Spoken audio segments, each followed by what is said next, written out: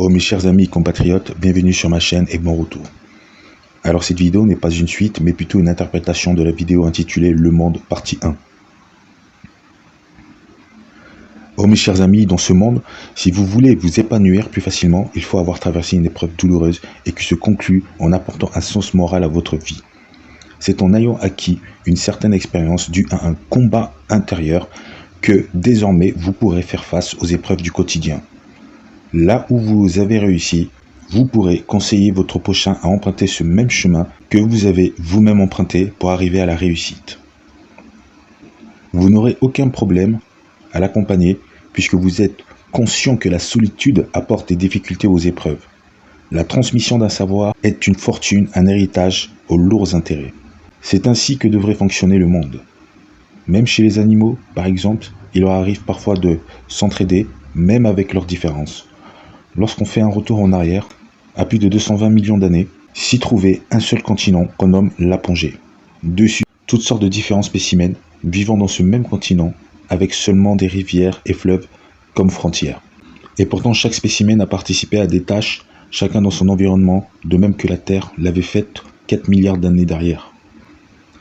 La formation de la Terre et ses nombreuses interprétations, comme par exemple la planète portée par une tortue, laissant entendre qu'elle poursuit sa course lentement mais sûrement. La Terre et ses mondes parallèles, interprétation des planètes qui sont entrées en collision et qui ont abouti à cette Terre bleue. L'œil qui surveille notre monde, œil spirituel, laissant entendre qu'une conscience est témoin de tous les faits et gestes. Le voir au-dessus d'un personnage en particulier fait allusion à l'illumination, l'élu.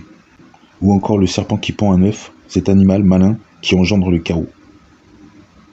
Toutes ces interprétations nous poussent à croire que les anciennes civilisations étaient au courant des diversités dans notre système solaire. Ce n'est pas si difficile que ça de se fabriquer un télescope. Surtout que dans les premiers jours de l'homme, qui sait vraiment si la visibilité du ciel était plus dégagée qu'aujourd'hui ou moins? Nous n'en savons rien. En revanche, nous sommes au courant qu'ils en savaient davantage. Même l'Égypte était assez balèze avec les constellations. Allez voir en Mésopotamie aussi, vous verrez qu'ils étaient aussi balèzes. Ils se mettront d'ailleurs à adorer les étoiles.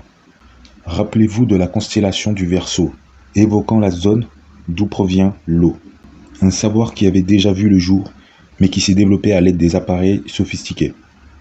On a souvent tendance à croire que la science évolue depuis la naissance de l'Occident, alors que fou, c'est tout un héritage amassé par une nouvelle civilisation, de même qu'à travers l'histoire, tout s'est fait par succession. Chaque peuple a connu son apogée, on en reparlera dans le thème approprié. La Terre qui était autrefois une sorte de boule de feu s'est refroidie, un peu comme de la lave qui se refroidit en contact d'air frais. La Terre étant grosse et lourde, il est donc normal qu'elle mette du temps pour se refroidir. Sa croûte représente plus de 1,6% de son volume entier, sachez-le. Je tenais à préciser les amis que les Européens, les Américains, les Asiatiques, etc. n'ont rien inventé. Ils sont juste malins. C'est pour ça parfois on se demandait comment est-ce que les intellectuels, les scientifiques, arrivent-ils à inventer des appareils aussi complexes alors qu'ils ont du mal à reconstituer la naissance de l'univers? C'est simple. Ils lisent et font énormément de recherches. Et surtout, ils revisitent le monde antique, ou plutôt l'histoire antique. Tout a déjà été révélé. Allez voir par vous-même. En fin de compte, c'est l'histoire qui se répète seulement. Donc comme je disais plus tôt, la Terre représente un œuf qui a été pondu par la collision de morceaux de corps céleste et de deux planètes, engendrant une Terre fertile. On représente d'ailleurs la Terre à la femme pour sa fertilité. Après sa formation, ou pendant, un sol, ou tapis, ou terre, dirais-je, va se former en surface. On entendra dire que la Terre est plate par rapport à ce continent, qu'on nomme l'Apogée, et qui, en le visionnant d'un œil spirituel, on pourrait le comparer à un tapis, fabriqué à partir de croûtes de terre, et etc. L'interprétation est claire. On souligne là que sur terre ferme, la Terre est comparable à un tapis, à un sol plat, étant donné que seule la vue de l'extérieur révèle que la Terre est ovale, mais de l'intérieur, elle est plate. Je vous révèle de belles surprises pour le thème astrologie, constellation. Vous allez être surpris à quel point les anciennes civilisations avaient juste, voire connaissaient bien plus que nous. Là où nous sommes meilleurs, c'est seulement dans la technologie. Mes chers amis, notre galaxie contient tout un peuplement de corps qui lévitent dans l'espace, tout en restant chacun dans leur environnement. Si le hasard existait, les corps célestes auraient continué à rentrer en collision, depuis la période primitive. Donc ça aurait continué, jusqu'à présent. Et pourtant, on y voit là un désordre permanent, suivi d'un ménage pour ménager le système solaire, le ciel, et faire un rangement, comme un parent qui range la chambre de son enfant, ou de l'un de ses enfants, à vous de voir.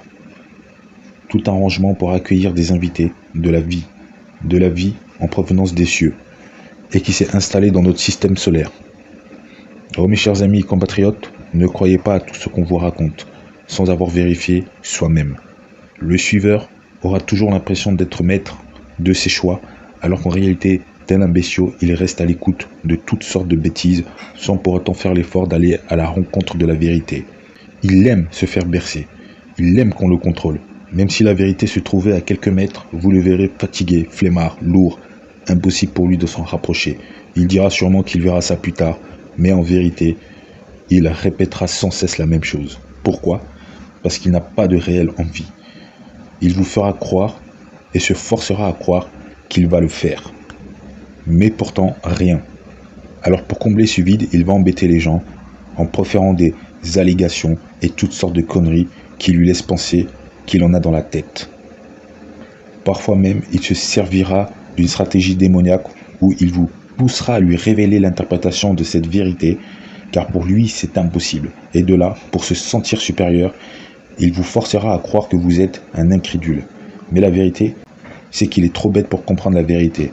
Et dans votre échange, il faut qu'il y ait un gagnant, un dominant. Pour lui, un débat, c'est un combat. Mais pour quelqu'un de humble, un débat est un simple échange social entre deux personnes civilisées. Dans un débat, même un intellectuel en apprend davantage. C'est en rencontrant des personnes étrangères qu'on s'inspire et qu'on obtient de nouvelles idées. Enfin bref, je souhaite à celui ou celle qui est attentif d'avoir un bon avenir. Et je vous souhaite à tous la paix. Oh mes chers amis compatriotes, bon courage et je vous donne rendez-vous à la prochaine publication. Peace and love.